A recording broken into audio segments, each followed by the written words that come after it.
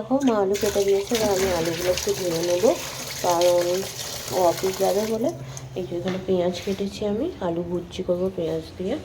বাইরে এখন বেদম কুয়াশা, তাই জানলাগুলো খোলা হয়নি, দেখছো কত কুয়াশা। তাই এবার খুলে দিলাম, কারণ রান্না করবো তো পুরো গ্যাসটা না হলে ঢুকে যাবে।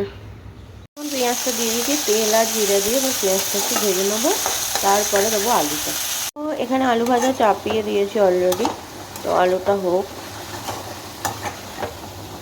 নুন হলুদ সব দিয়ে দিয়েছি, এবার জাস্ট একটু সিদ্ধ হবার অপেক্ষা, একটু ভাজা ভাজাই হবে আর কি। বাইরে তো যাওয়া যায়, বেরোনোই হয়নি।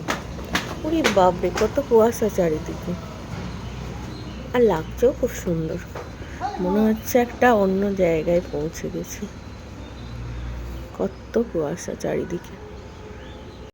আমার আলু ভাজা এখন ডান, তো এটা এখন আমি তুলে রাখবো, এরপরে একটা আমি মামলেট করে নেবো।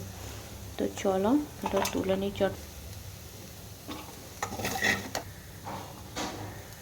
এদিকে দেখো আলু ভাতেটাও রেডি করে নিয়েছি, এবার আলু ভাতেটা মাখিয়ে নেবো। আর এদিকে ডিমটা ফেটিয়ে নিয়েছি, তো ডিমটাও এবার দিয়ে দেবো এর মধ্যে। তেলটা গরম হয়ে এসেছে,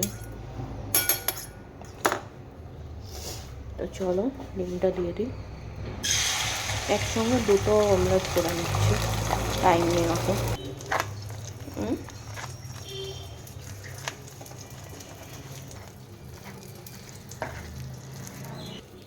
তো এখানে আলুর চোখাটাও আমি অলমোস্ট ডান করে ফেলেছি। চলো এবার ভাতটা খেতে দিয়ে দিই।